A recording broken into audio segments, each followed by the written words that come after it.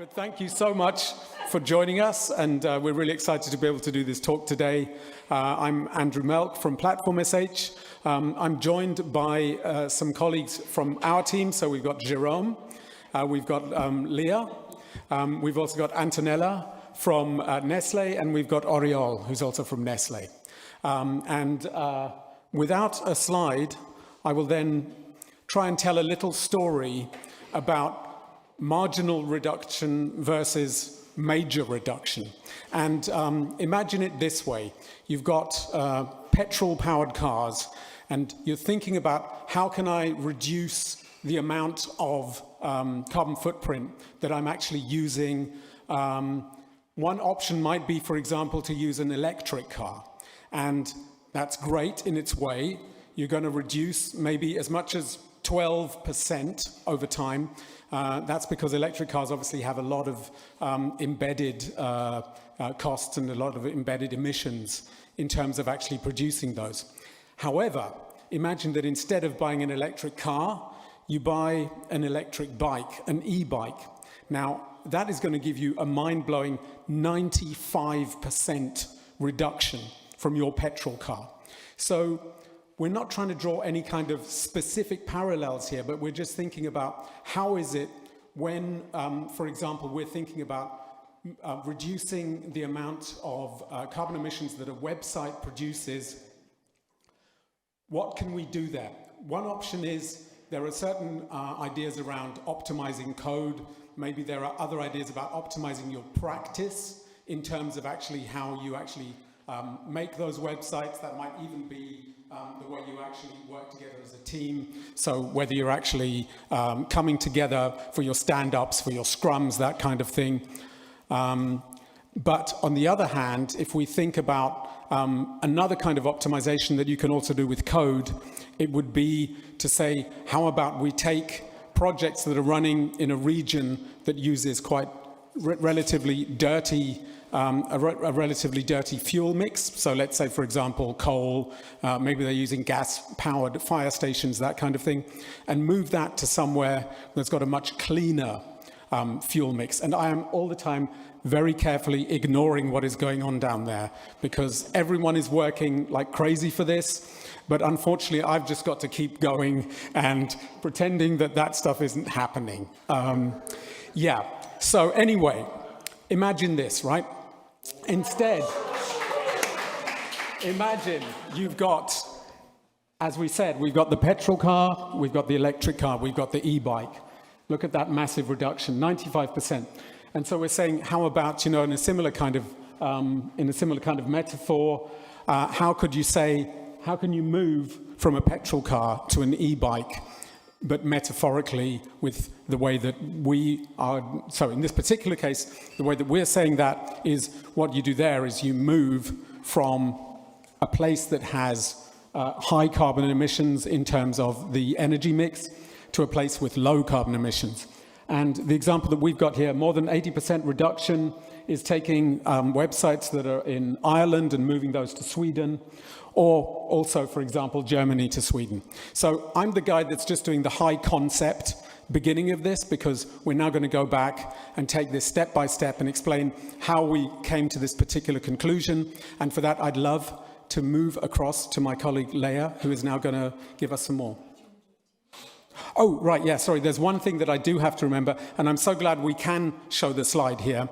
What we wanted to show is that this is actually a project that we're doing together with the Nestle team, and that this actually takes quite a lot of people to do it. I'm not going to give you everyone's name and their rank and their service ID. I'm just going to say, up at the top, we've got all the great people at Nestle who've been working with us on this migration project.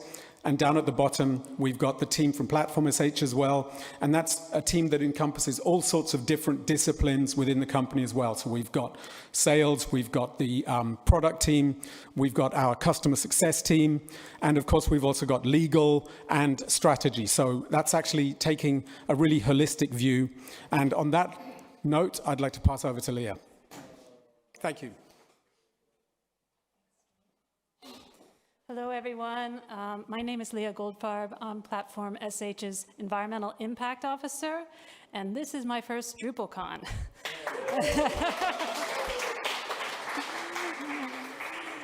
Thanks. Thanks to everyone for giving me a warm welcome here. And I'll just mention, as we start to talk about sustainability, which is my field of expertise, just like Drupal, it's a technical subject. It's one that may be a little bit hard to penetrate. So if there's any questions, do not hesitate. You know, if I use an acronym that is not familiar to everyone in the room, I'm aware of that, and we really want to reduce any barrier to communicate. Okay, so this is kind of a classic figure in sustainability. It shows the 9 planetary boundaries. And when this research was first published in 2009 by Johan Rockström, by Will Steffen, Owen Gaffney, and others, it was a group of natural scientists going around looking at 9 processes that happen in our environment. And of course, our environment provides the ability for societies to function, for economies to happen, for Drupal to turn. And so when this was published in 2009, the first time, now it's been updated 3 times, and this is the most recent result from this year. There were 2 boundaries that had gone outside of what the authors called the safe operating space for humanity. Now that it has been updated, we can see, and I'm not going to go through all 9 planetary boundaries. We've linked to the study here on the website where you can read more. But the one we're really going to focus in today is that of climate change, which has the red star here. So because of what's happening in this realm, there's a lot more regulations that's coming into place, and it's going to even impact your work. So that's what I'm here to talk about. And what we can see here is our first acronym in this area, so the European CSRD. And we'll get into that in just the next slide. So, so this will all deal with how we measure carbon, and then how we report that. And I'll just mention in the cloud, it's this technical term of scope 3. So these are areas that you don't have operational controls over. And so, yeah, this is looking at the sustainability directives that are coming out of the EU. So here we are. This is a somewhat long time frame, and what you can see immediately is when the Industrial Revolution occurred. And then we see these upward ticks in both CO2, which is one of the greenhouse gases that we're talking about when we're talking about emissions, and temperature that's going up. And what we're showing here is we're entering into a stage, into an epoch, which is called the Anthropocene, that we have as humans never seen before, these type of levels of emissions and this type of temperature rise. And what's really shocking about this is the speed at which it's happening. And we can go back further in time, and at Platform we have at our booth a slide that shows where you can really see where all of human civilization has evolved as we know it, our culture and everything else in the Holocene, the last about 11,000 years. And now we're moving out of that into the Anthropocene. So what's going on here? So you've just seen this dramatic rise in emissions. And what I want to show here is that's what's shown in this part of this graph. So this is time on the x-axis. And what needs to happen is our greenhouse gas emissions need to go down. And they need to go down much faster than the way we came up the curve. So we're looking at rapid decarbonization, and the question is how to get to that. So we have this sustainability directive coming out of the EU. And for large companies, if you work for a company that's over 750 people and you're based in the EU, the reporting period starts, the data collection starts January 1st, 2024, with a report due out in 2025. And if you have any questions about that, we have a nice table we can share with you where you just enter your information and we can tell you when you'll need to report. But it's not just, and this new directive will slowly ramp up. It'll be a little bit like GDPR was, and encompass anyone who wants to do business within Europe. So it's something to be aware of in this space. in the space. And the NFRD, that's the British equivalent, that's their non-financial reporting directive.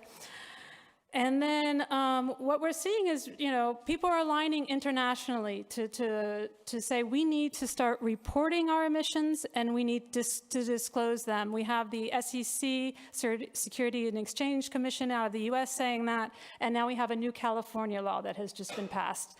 So there's a lot happening. In fact, there's a lot happening even this week in terms of CSRD. We're waiting for the newest guidelines to be published. So how are we going to do this? Sorry, I kind of skipped. This is not something that we've decided to respond to like in a week's time, and we've done it. What I'd like to show here is the roadmap and how our mutual roadmaps began to overlap. And this type of overlap between players in this space, I think we're going to see more and more. But this is kind of a precursor to that. So as we at Platform.sh, we're looking at our ESG roadmap and looking at how FinOps and GreenOps come together. Nestle was also working very hard on their sustainability goals, and they'll tell you more about that in just a minute. But if you haven't seen it, I would really encourage looking at what they're doing, particularly around net zero, cutting by 50% by 2030. And so then we had this DCF project that came into being where Jerome and Drew went down to Barcelona to really work on digital carbon footprint reduction and explaining, and it was really a good exchange of information because this is such a new field, and that's why I'm saying any questions in this are welcome. So, but we found that we have this overlap, and we came together, we created this Green Action Committee. We had a lot of possibilities of areas we could work on, and what we decided was the most impactful is the green migrations, and exactly due to what Drew said at the beginning, this 80% reduction. And with that, I will pass over to Oriol. Hi everyone, here Oriol from Nestle. In this slide you can see a high-level Nestle Green roadmap for 2050. You can see the different pillars, but at the end, IT is less than 1% of the total emissions. That's why it's not shown here as a key pillar. But it's relevant for us to bear sustainability in mind for all the decisions that we might take in the future, and in parallel to raise the awareness to all the different stakeholders and employees. So that's like our common goal. Okay. In particular for this project, it was an initiative that came after a contest that we had internal, and it was selected this carbon footprint project. The original goals were basically to set up the baseline in terms of measuring and calculating how Nestle websites are contributing to the carbon emissions. And based on that calculations and measurements, the idea is to bring all this awareness to the different stakeholders that we collaborate with. And on aligned with that, the idea is to provide sort of guidelines and best practices for in the future decisions to what I said before, to bear in mind these best practices, okay? The deliverables of this first POC was a dashboard where we can measure all the emissions for the different assets that we have and the energy efficiency. And as well as I mentioned, there is this related documentation that is the baseline to support future decisions in terms of website ecosystem at the end. Next. Okay, when it comes to the next steps for this project, well, we started with our colleagues from Platform.sh, and the idea, we work also with Aki and Pantheon, so the idea is to extend the model to all our vendors and find other synergies together with platform as well. Also increase and evolve the model with new variables that can be relevant for both measurements and efficiency. So we don't know, we're still exploring what we can add here. And at the end, what I was saying, create these best practices and the important thing, apply them in the future decisions. Okay. And I think that's for you, Jerome. Yeah, the three limbs. So we are at Platform.sh, we are a PaaS company, so front won't work as well. Yeah, we're a PaaS company. So we are renting servers and we are deploying application on top of the servers. The servers that are provided by different providers, GCP, AWS, and the like. So what can we do? Because AWS, GCP, they say that they do good data centers. So do you think there is a big difference between AWS and GCP running in France? No, there is no real difference. So what can we do? What we think we can do is start from helping our customers to optimize their application. How much do you think you can improve your application in terms of energy consumption? Energy consumption is basically CPU usage and memory usage and all this stuff. So, well, 1x, 2x, 3x, 10x. 10x is going to be difficult for the whole application. So yeah, we can do that. We can provide observability to help you use fewer CPU cycles. As a PaaS provider, we can help with density, so pack a lot more application on fewer servers. We can do that because we know that we are kind of a macroeconomic actor. We can rent a lot of servers, contract for a lot of application, and try to push more application onto, by mutualizing the resources. We can actually do that through overcommit because we are elastic, so we can provision fewer CPU than we are actually selling because we can provide the CPU when it's needed, because most applications are not using the resources they are contracting for most of the time. We can, of course, dedicate resources. But how much can we get from there? We consider that we can get like 10x to 12x more density than what is a naive deployment of providing a CPU. From the customer that contract with us, we consider that we reduce the number of resources by a factor of 10. So this is good. 10 is nice. But what comes up to be effectively the most important move that you can get right now and with low efforts is actually to optimize for location. You can choose your data center and pick Amazon instead of GCP, but it's maybe 1%, 2% difference. If you move from Ireland to Sweden, as Andrew just showed, you can actually save quite a lot. If you move from Poland to Sweden, then it's actually a 40x factor. So yeah, that's one thing. So these three things are the things that we can optimize for as a PaaS provider. There might be other optimization. We may talk about it if you have questions about this, that we don't have a lot of lever. Can we change digital marketing, mobile phone, production? No, we can't really. We can't really change the weight of the pages of our customers, but we can actually work on this. Do you have any question on this already? Is it clear? Okay. Cool. So yeah, as you may know, we talk about location of the servers because this may not be super familiar, but this is a map taken from Electricity Map, reputable source, lots of good providers for that. Actually, Google and Amazon are using that too. That shows us the carbon intensity for a lot of grids, because you may know that there are green data centers and not green data centers.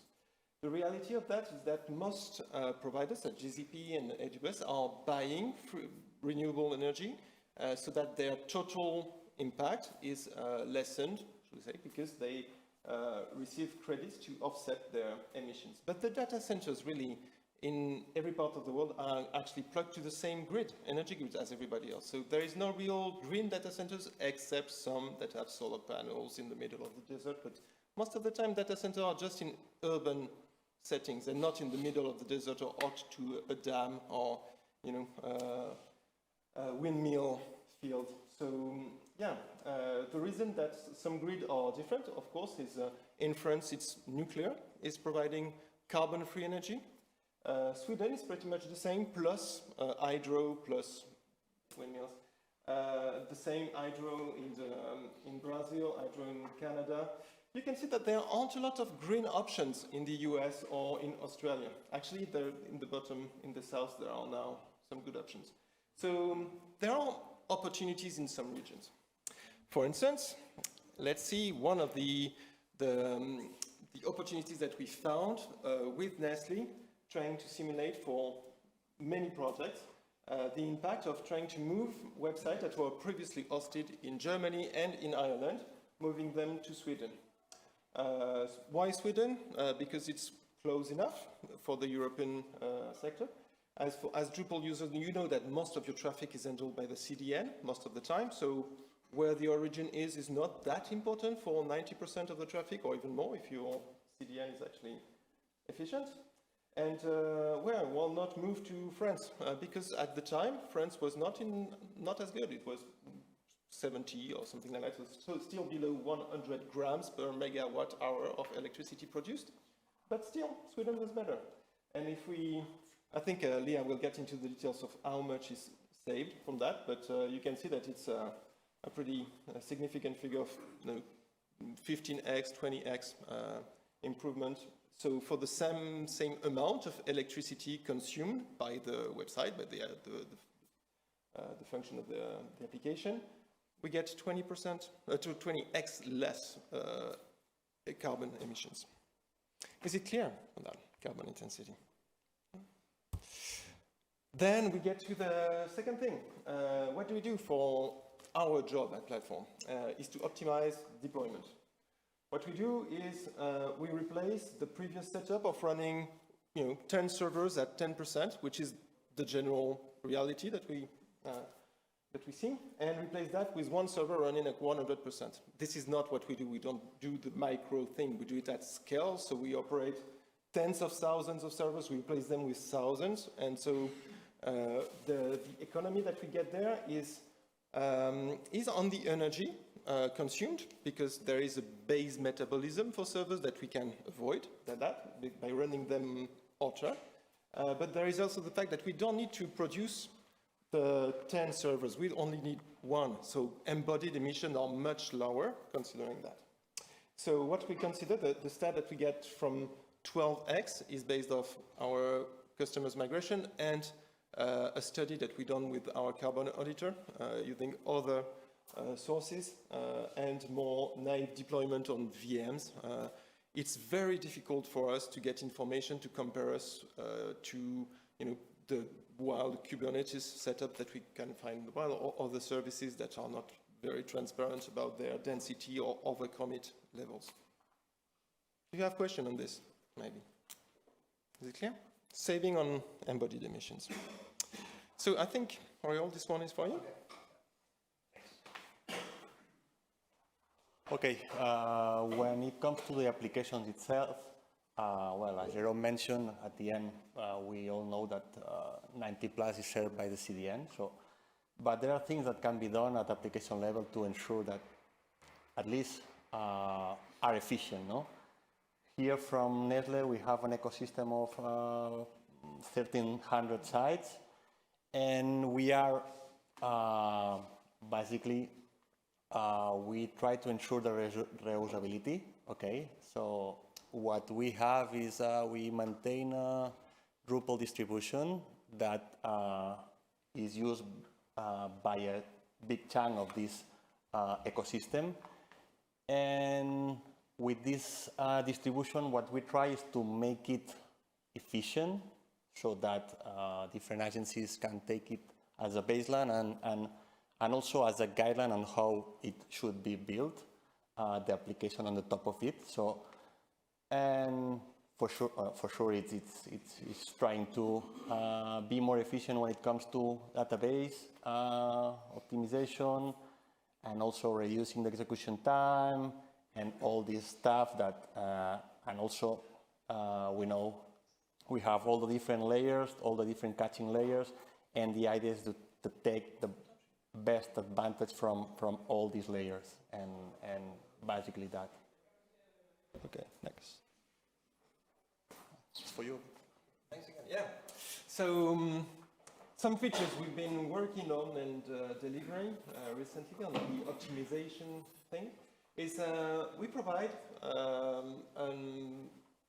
capability through the API, the console, everything, to get an overview of when you select your region, because you can deploy your application a bit everywhere, Platform.sh, around the world. But if you're trying to get the lower emission, then you can get the information. When you pick your region, you get this information. This is a very simple stuff.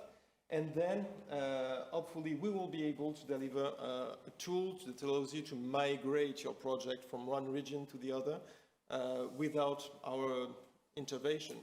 So just autonomously get the report, get your audit from Platform.sh saying, okay, we think you've been emitting that amount in this region, or these are the top most contributing projects to your emissions.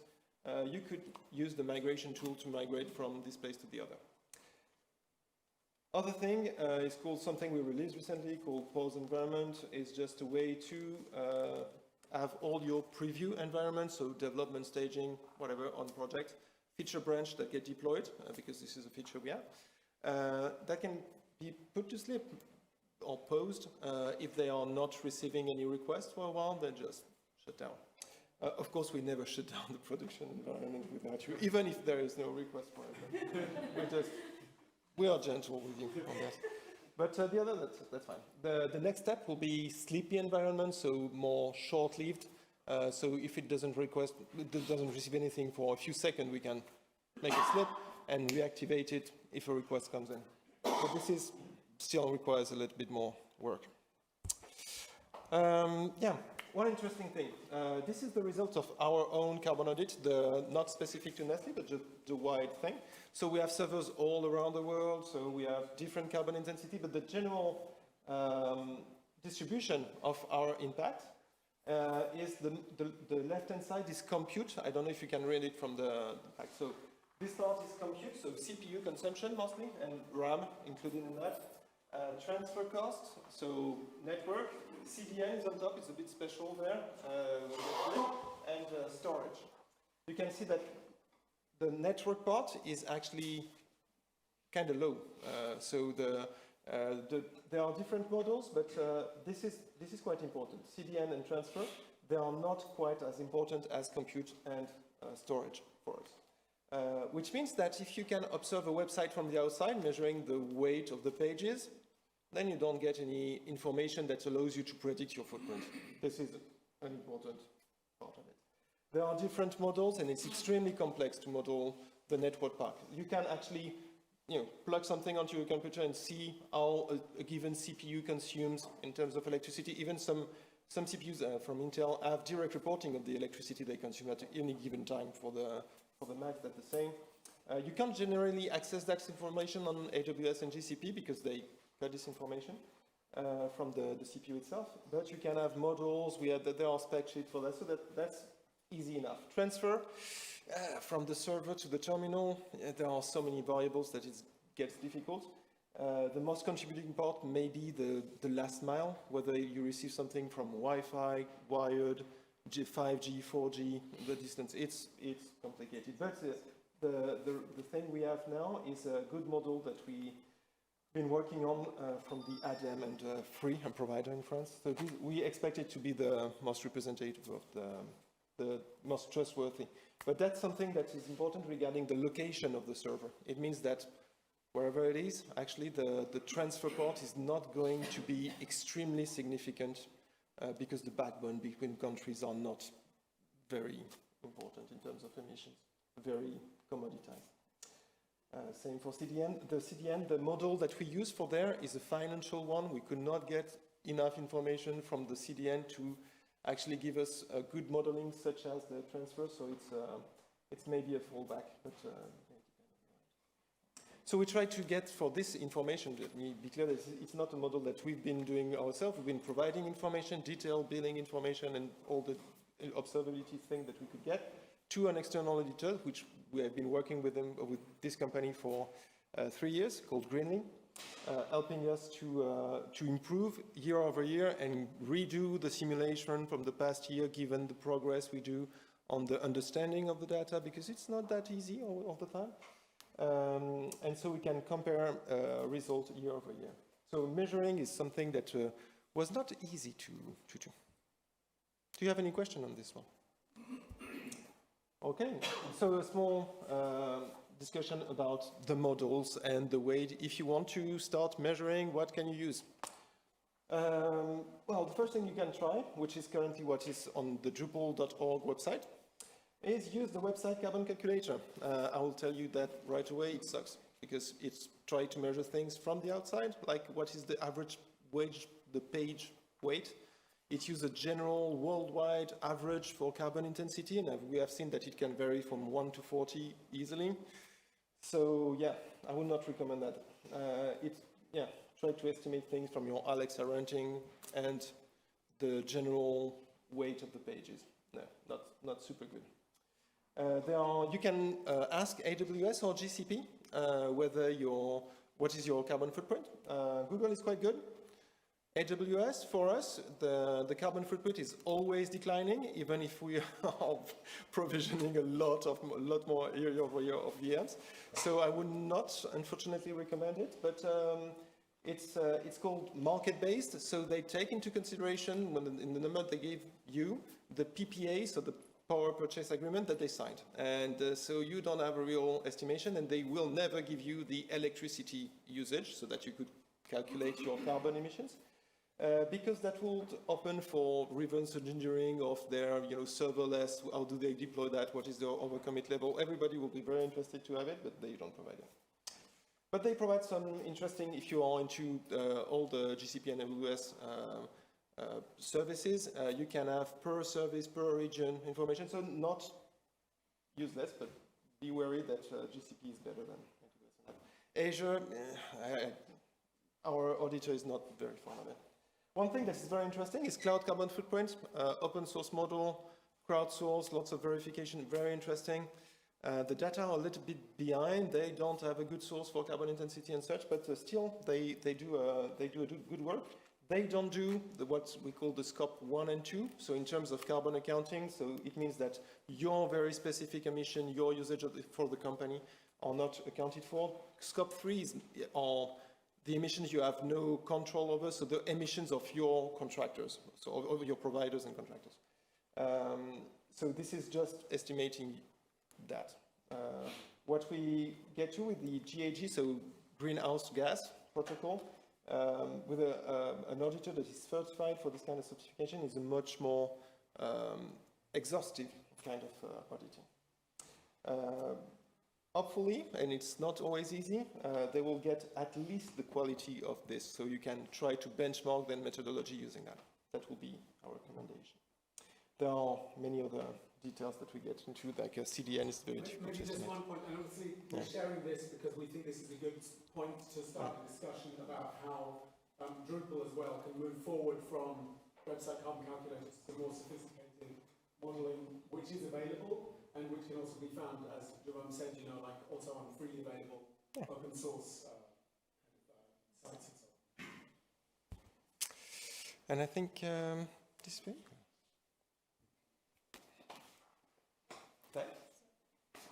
This summarizes just what Jerome was going over, and I should just say the motivating factor for this, I mentioned before, the corporate sustainability reporting directive that's coming out of the EU is of course based and rooted in the Paris Agreement. So that's the motivating factor to all of this. So yeah, we are bringing forward these new methodologies, the greenhouse gas protocol approved way of doing this. There are open source communities that are forming around this, so we expect to see a lot of activity in this area. And then as we bring this all together, when we discuss with our clients, both in the private and public sector, we talk about our mode strategy. So we encourage our users to measure, optimize, deploy to greener regions, and then to educate. And as Jerome has just mentioned, every time we've done a carbon accounting with our auditor, we have learned so much each year. And each year we improve. And as he's mentioned, we changed models and we were able to rerun. And we learned, like the rest of the community, that transfer, which a couple of years back was considered to be the biggest part of cloud emissions, is actually quite low, as Jerome showed, about a quarter. So, okay. So we've already transferred one project of Nestle's, and because we're in France, we'll mention the next one up for next week is actually a very large one. It's a 2XL, croque en la vie, à plein dents, you know, live life to its fullest.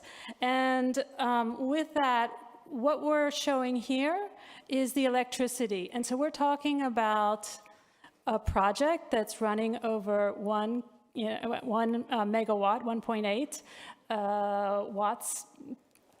And if we just multiply that by the carbon intensity of where it's currently running, which is 447 grams of CO2 equivalent, and the CO2 equivalent is for all the greenhouse gases, that's just the shorthand, we get something close to 820 kilograms of CO2 being released. And that's a back of the envelope calculation, just to make clear, our auditor who put in the embodied emissions, the emissions, the greenhouse gas emissions that are inside, you know, the servers when they're constructed and then weighted out over 4 years, it comes up to 932. So just to be clear, but already you can get a really good idea of what's happening by just knowing your electricity and then multiplying it by the carbon intensity. And moving the same project to Sweden, you'll have 44 kilograms. So, you know, if you just went on carbon intensity alone, you would get to a 95% reduction, but because of the embodied emissions, we're talking about 80%. So this is, again, we want to be clear, we want to be humble on what we're doing here. We're giving you some a general approach here, a way to look at this, but we use a carbon auditor. Some people decide to, you know, build their own models with the cloud carbon footprint and have a carbon certifier. That's another way to go forward. But then we do get to these type of reductions. And why, again, is this type of reduction important? If you work for someone, you know, an entity that really does have sustainability goals, wants to be compliant, like with the Paris Agreement, maybe has science-based targets in terms of reductions, this will get you most of the way if, you know, you're a legacy organization that already has a lot of programs, because when these projects were started, they probably were not looking at where they were deployed in terms of carbon. So as we've stressed throughout this presentation, we've learned a lot together. We're hoping to learn with the wider community, and we also are delighted, first, that Drupal has made sustainability such a key concept of this conference, and we can see it everything in the meals that serve to the encouragement of the type of transport that we all take. And there's 2 other sessions that we would like to highlight here at Drupal in terms of sustainability. If anyone knows of any more, please let us know. So we have Jane's session that's coming up on Thursday at 11:30 on ICT greenhouse gas emissions are exploding, how Drupal community should engage and contribute their part. And then there's also a Birds of a Feather session organized by Mike Gifford, thanks, on Thursday at 5:15. So we hope to see you at those 2, and if not, you know, you can always come by the booth and discuss with us more. We would be happy to do that, and if there's any questions, we're happy to take those as well.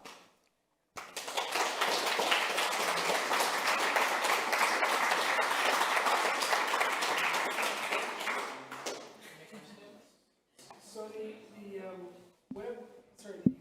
World Wide Web Consortium's community group around sustainability just released a draft report on the web sustainability guidelines that touches on a whole bunch of items. It's a very holistic approach to dealing with web sustainability. That happened before you were working on your talk. But I wonder if you have any thought. And also, Platform's not a web agency that's building websites. And that's something that the web sustainability guidelines is more geared towards that community. But if you have any thoughts on that effort, that'd be wonderful. Yeah, thanks a lot for that. Yeah, I didn't mention it here. So I have reached out to Tim Frick and Alex, and I will be giving a talk in November at the end.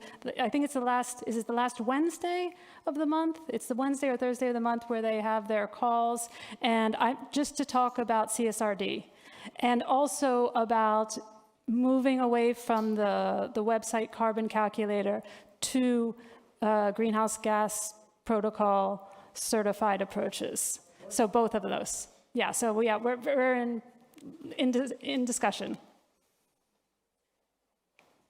A question about, since you're also just basically renting the servers from AWS or GCP, but you have like a bigger impact on their services, maybe. Did you talk with them about, better calculators? Because we tried to get that as well. We actually do change to a different provider because, not just because, but also with looking at having some kind of accounting. But obviously it's like, oh yeah, in a lot of these cases. So I was just wondering, if you talk with them Yeah. about it, if there's any. Yeah, we have discussed with them. One discussion that Jerome and I had was about that they have intellectual property also that they want to protect. For example, getting the power use efficiency of each individual data center is quite difficult. We know it's improving over time, but it's hard. But I think as a community, as they get more and more requests, we're hoping to be more and more transparent. And one small success story to share with you there is GCP now for their scope 2 emissions are showing location-based and not market-based. It doesn't have all of the embodied emissions, but it's a step forward. But even with these type of improvements, and we should continue these dialogues because it's what's going to change. But I would say that with all of these new regulations coming in, what they're dealing with is your scope 1, 2, and 3. And so let's say you're a business and you, let me just do this here. Whoop. Sorry. You'll have to report on all 3. And the cloud emissions are in your scope 3. But it's good to start thinking about carbon auditor, getting the whole process going now. And then as we share, we'll all learn together. We'll have cloud benchmarking, which is what I'm looking forward to one day. Yeah, I mean, basically with CSRD coming up, we will have to report on scope 3. So basically we will have to, also the value chain, we have to interact with them about it anyway. So I was just wondering what your experience. Yeah, and we're hoping, as CSRD, which is really an ESG, environmental, social governance structure comes in, it is that supply chain transparency that is being asked for more and more. We've already gotten a request from Nestle. I think they're one of the precursors yet again in asking for these type of, and we'll see the whole ecosystem has to reduce their scope 3. And so we need to be more transparent. All right. Thanks, everyone. Oh, there's one question in that. Have you done some work on scope 4? Yeah, that's. Let's define scope 4 for everyone. The avoided emissions. Yeah. Or the Averted. This is, in my opinion, I don't know if we have any convergence of the definition of scope 4. We will be very interested to sell the fact that we are able to avoid emission for our customers. I'm not aware Okay. of any. So on that, to be very transparent with you, our auditor has advised us not to go down that route right now, because when you think about net zero, the first thing you need to do is reduce your emissions. And that is really where we're focusing our efforts on now. With the European trading scheme, the ETS, I think we're going to see more and more activity in this area.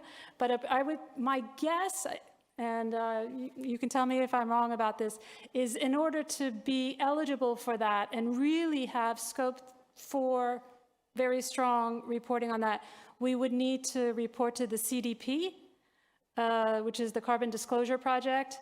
And we're seeing, Nestle's already doing this with the CDP, we're seeing others, and it would need to be verified as well. But step one, reduce, that's clear, yeah. And then we can look into trading.